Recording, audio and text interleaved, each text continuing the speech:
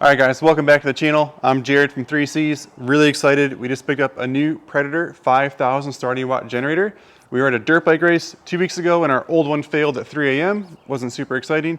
So what we're gonna do is we're gonna unbox this thing on camera for you guys. Also, I brought propane along because this does run on both gasoline and propane. So I thought it'd be really cool to show you guys what comes in the package, and then I've never tried anything on propane, so let's try it out. All right, so this one had a little bit of on the other side of the box, it's got a pretty good crack on it, but it was the last one they had in stock, or maybe it was the only one. This is a newer model, they said, so let's see. Ta-da! All right, so there's quite a few cool features with this. Oh, cool, they even give us a funnel, because we do have to put oil on this, so that's exciting. Directions are printed off. Well, that's a really small remote. I was thinking the remote was gonna be way bigger, and I'm really excited about that. Because when we're sleeping in the van and it gets warm, we can actually just look out the window and hit the button. So this is a spark plug tool. There's a 12 volt DC outlet in this generator, and this will let us charge batteries. So that's really awesome as well. And this is the propane hookup funnel. So let's just see. I'm not sure. Yeah, so like this whole little hose. So this is all for the propane tank here. Just take it up here. So there's that, and then ta-da, the rest of the generator. So like this is the part that I was nervous about. Like if you look here, like this big hole, but I looked inside of there and it didn't look like it went any further. I don't know if maybe when somebody was picking it up, it might have gotten damaged, but that's okay. So let's just get this thing opened up and we'll come right back.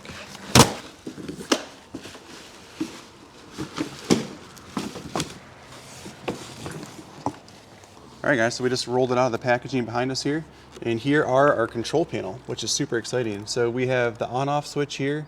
This is the start button. This is the smart throttle. So if we flick it to smart throttle, it's only gonna run the generator as high as it needs to for the application that's being applied to it. So if you only need like half the power of the generator, it'll actually wind it down and it'll run a lot quieter. This is where we're gonna switch from propane to storage to gasoline. And I like that there's an off switch on this generator. So if we are gonna store it for a long time, we're not worried about the gas trickling out of it. So gasoline is obviously our main choice for us, but then the propane is pretty cool there. This is where the propane hooks into. And so that kit that we unboxed, that's gonna go there. This is that 12 volt outlet, or no, this is the USB ports. So we have both the USB-C and the regular USB port there. This is that 12 volt outlet. So if we're trying to charge like car batteries, say we're at a dirt bike race and our van dies, we can actually hook our van battery straight up to that, which is really cool. This is a reset for that. And then if we were gonna hook these in parallel, so say we bought another identical generator, they do sell, Predator has a parallel kit. So we could hook both of these together to double the power of it. And then these are just your standard household outlets. So we've had those, but we were really, like I said, we were really looking forward to this. So let's start to service this thing. So what I really like about this is that it comes with a backup pull starter. We all love electric start, remote start, but batteries do die. It is a thing. And if a generator's purpose is to get you up and running if you need it. So I do love that it has the pull start on it. And there are two side panels, and I'm not sure which one the oil's under. So let's look in here real quick. I kind of like that there's no tools required. So again, if you're camping, it's not like you have your whole toolbox with you. So, okay. Oh, cool. So it's just these little push tabs, which I'm used to with the ATVs that we sell.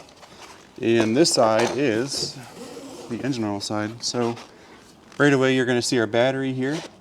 And we will hook the battery up in a minute, but I really want to fill with oil first. I never want to have that chance. Here's the starter. This is the oil fill. And then this is the drain. I think that's really cool because on our older generator, the oil fill was horrible. It was like in the middle of it, and the same with the drain. It was really hard to drain. It made a mess. Where this has a cool little cup, it's going to catch it. You can put a pan under here to catch that oil. So that's a really cool feature. I like that they added. And then on this side, that's about all we can find is oil, starter, battery. And let's check out the other side real quick too. It's pretty cool. They give you a little sticker. You got to clean your air filter regularly. But also the manual is pretty thorough. It had like a breakdown chart of how often you should do maintenance. And this generator has a 30-hour break-in, so they don't want you to run over 70% of the generator's power for the first 30 hours, which might be pretty tough for most people. And so these have a lot of quiet reducing material, a lot of the foam inserts. This one's peeling pretty good already, so. But I think once we squish it between here and the generator, it's not going to be a big deal. But right out of the box, this one's kind of peeling a little bit. Cool, so we've got our air filter here. This is our carburetor, and this has a manual choke. So it also has an automatic choke. So if the battery is working, but say your battery dies and you're trying to get your house up and running for the night, keep your refrigerator running, you can actually manually set this choke. We just flick it over. The choke is manually on now, and we can flick it back to turn the choke back off. So I like that. I like being able to physically work on things and use them. So spark plug is here. This side's pretty empty. Just air filter, spark plug, carburetor. This carburetor looks super easy to work on, and I really like there's a carburetor drain here. So we can drain this bowl. So if we're not going to use this generator for quite a while, this is where your gasoline sits inside the engine, is in this carburetor. So once you turn your gas on, it fills this first, and we want to drain that if it's going to sit for a long period of time. So we can use it's kind of cool, like an outlet hose, put a little pan under it, and we can crack this screw loose, and it'll drain all the gas out once you turn the gas off on the control panel. So far, I really like how simple everything looks to get to. It really opens up well. Before we button this side up, I just want to check this air filter. Everything that we do, I want to make sure is good. So let's do it on camera. So let's see. Ta-da! So there's not much of an air filter in there, is there? So it's just this little guy. That's a pretty small air filter, actually. I was thinking it was going to be bigger and more substantial, but it's just a little foam insert filter. So we'll just slide it right back in here.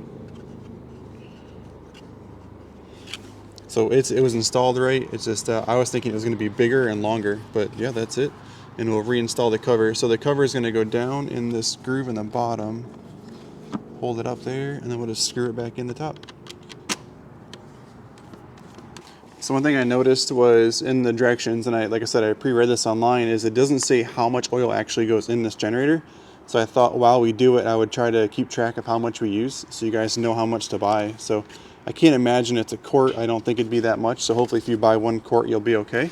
And then the last part which I thought was cool, real quick, a little side note, is in the back it has parts diagrams. So I thought that was really cool when I was pre-reading last night.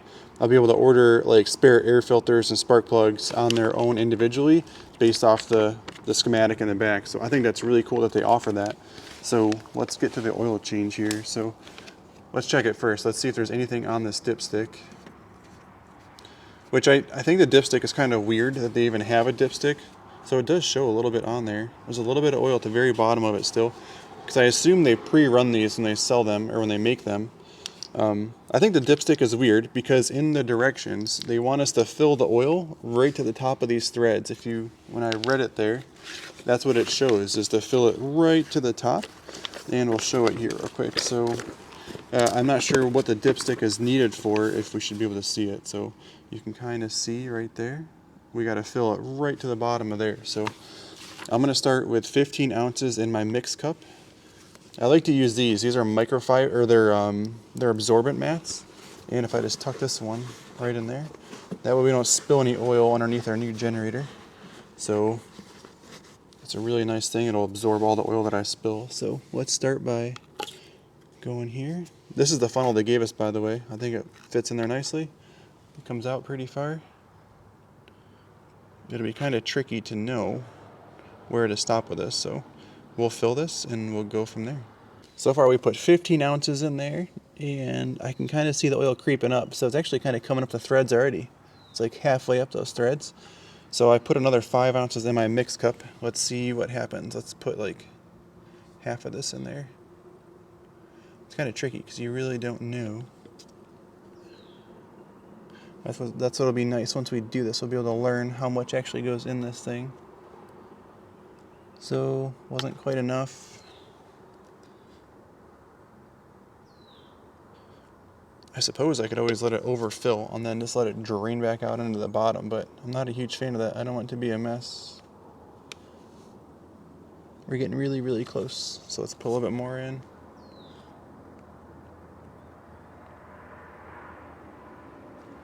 I might have just way overfilled it, I'm not sure. Because you got to think this funnel is so long that if I'm still pouring it in the top, right there, that's so cool. See how it's coming back out just a little bit? So that means we achieved it. So we have 1 ounce left. So this took 19 ounces to fill. So you guys can buy 1 quart of oil and you got plenty. So 19 ounces is what it took. I think it probably would be closer to 20, but as you saw on this dipstick, when I first took it out, it had a little bit on it. So cool, we are full of oil. Last thing I should mention while I tighten down our fill plug is that it is a 10W30 oil. I totally forgot to mention that. So it's all right in the manual, it just didn't tell us how much to put in. So what I'm gonna do is I'm gonna pull the absorbent mat out the bottom, and now we can connect our battery. Now that I have oil in there, I'm way more comfortable with connecting this. And it's just a 2-prong connector. The manual does say that this battery charges when it's running, which I think is important because otherwise you have to maintain that battery as well. So now that all of our vitals are checked, air filter, oil are the 2 main things that I want to make sure we always have. We can fill this thing with fuel. And also, while I'm tightening this down, what I think is really cool is that this generator comes with different jet kits. They're all labeled individually. There's multiple bags inside of here. And it depends on what elevation that you live at. So stock is set for 500 feet, which is, we're okay, we're at like 1400. So we're still within stock jetting. But if you guys lived out west, higher elevations, they do give you the jet, oh right there, it says right on it, 2,000 to 3,000 feet. So you would start to bump up in jet sizes. So they give you that. In the manual, it talked about rejetting it, but it didn't say like how you get the jet kit. But when we opened the manual, this fell out of it. So I thought that was really cool. So before we actually put gas in this thing and start it, just want to show some other features that it's kind of cool. It's got a locking mechanism on the one wheel, so it'll keep it from rolling around. I guess these are upgraded wheels from before. They're actually like a rubber coated, better wheel. I don't know, we don't wheel ours for miles and miles, so I'm not too worried about that. But it does have a lock, and then this handle pulls out, I guess. Ooh, I don't know. Oh, there we go. So I guess I just got to be more consistent with the push. So my initial thought is that this is 110 pounds, and this is kind of, ooh, I guess it's doing it, but look how much his handle's kind of flexing as I pick up on it. So it's pretty cool. Let's check out the bottom of it. Not much to really look at. It's all pretty well. It's like my thought was like if I'm dragging it over some rocks at a dirt bike race, it looks like it's going to hold up pretty well. I'll call that a good skid plate on the bottom. But this handle, I'm not sure how strong it really is. I'm sure it'll last. You can do different spots on it, but long term, I'm not sure that's going to be a great handle. But let's fill this thing with gas. All right, let's try out this handle. Oh, look at that. Actually nice. So we're not ready to put gas in this thing now, and obviously we have to bring it outside to do that. They want you to be 20 feet away from everything, so we're not gonna like run this thing for a long period of time. So, oh, here's our van, by the way. This is what we're gonna plug into right there, our smart plug. So, okay, we're good on oil. We've checked that, and we're gonna fill it with gasoline now. So, oh, I guess I gotta rip it. Let me grab the gas can. These have a super big gas tank. It's like 3.7 gallons, and you don't want to use anything like E85. You can't use it. You can only have 10% ethanol in these. So I only have a couple gallons in this can, so we're not going to hit the higher level. But you never want to overfill these. Round, come on in here. Let's show this. So there's a red ring in there, and that's as high as you're allowed to put gasoline in. And it's super important, and I've learned this with even mowers and everything else that we sell. If you put too much gas in and you block the vents, you can hydro-lock the the generator. So if you're filling it and you go past that red ring, it might not run very long because it's going to be sucking fuel, but there's going to be no air to replace it, so it won't run very long. Oh, check this out right here. If you pan down with that, you can see it's got the fuel gauge there. So we had the same kind of fuel gauge on our other one, and I thought it worked really, really well. It's a super basic one. I don't want anything fancy, so it's we'll put that much in there. So we're well past half a tank. And once we start this, they want us to let it run for 5 minutes warm up before we plug anything into it. So that's another, oh, we should get this off of here too. So they give us like the emissions tag here. quick start guide, pretty sweet. So let's show this side of the generator, right? All right, so we're gonna turn our smart throttle off. Can't have that on. And we're gonna turn this in the upright position, so now it's on, or it could be on. And so I can either hit this twice to start it, I can hit twice on our remote, or I can pull start it. I wanna pull start it first, so let's see how many pulls it takes. I think the first I'm gonna pull really slow, just to try to get fuel in it, and we're on gasoline, so we're good. So if I go just one easy one, holy smoke. I was literally just trying to prime it. I wasn't even trying to start it. That was super easy to pull. And our smart throttle is off, and it is still super quiet. So I don't know. I don't have like a meter to show the actual dBs of it, and hopefully our microphone isn't picking up too much. But it is super quiet. That is super impressive. So obviously we don't have a load on it, but the smart throttle is off. So we're gonna let this thing warm up for a few minutes, and then we'll come back and we'll hook something up to it.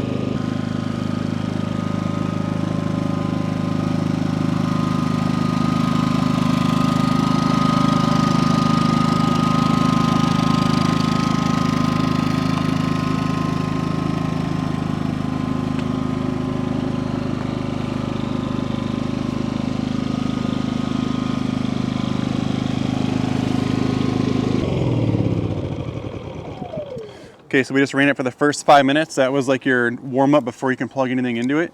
But I also just want to try the other methods real quick. So the pull start was way too easy. I pulled it twice. The second pull, I was just trying to like prime it. I wasn't even pulling hard. So you don't have to be super strong to pull start this, which I think is super cool. So I'm going to turn the switch back on, and then I'm going to hit this. So come on in, right? Let's show this. So let's hit this button twice to start it. So let's see if our electric start works. So we're going to hit twice. So 1, 2. Oh, that took a minute. So obviously it's a brand new generator, but that definitely took a minute to start it. Let's let it run for like 15 seconds, and then let's try our remote start. I think that'd be pretty cool. I'm assuming that this comes with a battery in the remote. So the same process is we have to hit this twice to start it, and apparently we can be up to 100 feet away. So let's do it here, and then we'll back up quite a ways. So 1, oh, there's a battery in it. 1, 2. Oh, check that out. That is so cool. So we'll be able to be inside the van and hit this, and then our AC unit will kick back on. So let's back up a ways and try it.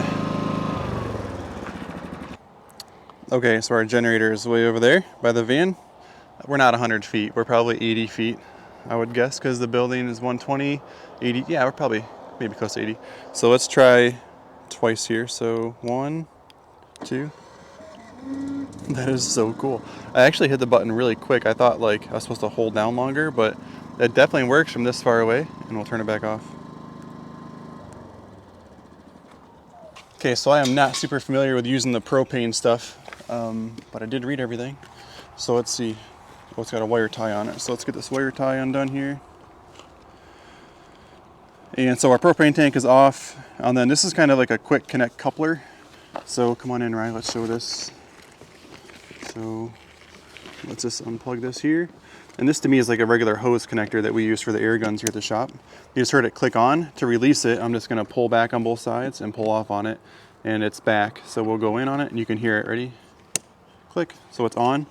And we're gonna check, let's connect this side too. So let's go here with it. Let's get this fully seated on here. This should have quite a bit of propane in it. This came out of our camper, but can't promise. I haven't used it much this year. Okay, so that's fully seated. So what we're gonna do first is turn this on. Now they make like some pretty cool pens that you can use, like if you wanna like wand it around, kind of like an electrical pen. But we're gonna just kind of spray with soapy water and look for bubbles. I don't really want to soak our generator, but we kind of have to. I guess that's maybe where the pen comes into play. I think everything looks good. So obviously I did open this already, so let's letting the flow come through. And concentrate on this little switch here, right? If you can see that. We're gonna switch it to propane now. We're gonna flick it all the way over. So now we're on propane. And it didn't say anything about priming anything. It should be ready to go. So I'm not sure if it's gonna stutter because there was air. So we'll see what happens. So This is in the on position, and let's hit this twice. 1, 2. Oh, that happened. Oh. So it said it might do this. So that was it, like getting out of the gas mode. Let's try it again. So this is still lit up green. Let's go. 1, 2. That's kind of what I was thinking. Like, how could it not need to purge a little bit? So 1, 2.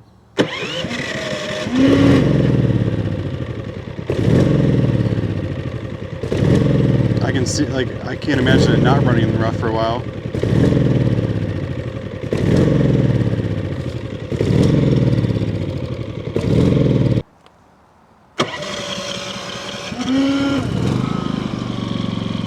Oh, well, there we go. So I shut it off for like 20 seconds. I went over and got the manual, and we just came back over because it says in the directions that it can run rough, which I was fully anticipating, but it was just like cavitating, I feel like. So cool, we're fully on propane. So all I really did was I ran it for like 20 seconds, I shut it off, maybe that let something reconfigure, and then now it's running really good. Okay, so I don't really ever anticipating using propane, but I just wanted to do it for the sake of the video. So we just shut it off, come back over here and show the propane tank real quick. And so now we're just gonna close this all the way. So that's off. And now we can disconnect it from the generator. And we can plug this. So that was cool to do. And then I'll fully disconnect this, and then we can set the propane aside, and we'll plug some stuff in and see what it does. All right guys, so we were gonna hook our van up to this and show you how the 30 amp works. But our van's currently having issues internally, so not going to show you that. So let's just look up a box fan to wrap up the video here. So one thing I didn't show was the smart throttle and how much quieter it actually got. So we've disconnected the propane at this point. We're back onto gasoline. It didn't take as long to purge back to gas as it did to go to propane. So I'm going to turn this on. I'll hit the button, and then I'm going to let it run for a second, and then I'll flick it to smart throttle, and you'll hear it tone down a little bit, and then I'll plug this in. I just wanted to explain that before I actually did it so you can hear me. So we'll hit it twice to start it. And we've had this running for quite a while, so it's not, I don't need to let it warm up too much. And you just heard it come down, which is pretty cool. So now with no load on it, that's how low it can be. I'll plug this in.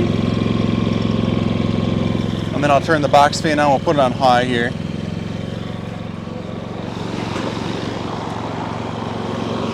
And so that didn't even make the generator work harder at all. Like, it didn't even kick that up at all. So that's pretty cool how well that's working. All right, thank you guys for watching our video. That was our first video on the Predator 5000. As we use it more, we'll do a first service video, and then we'll show you how it actually works with the van. So thank you guys so much for watching. If you found it helpful, please consider subscribing. We'll see you at the track.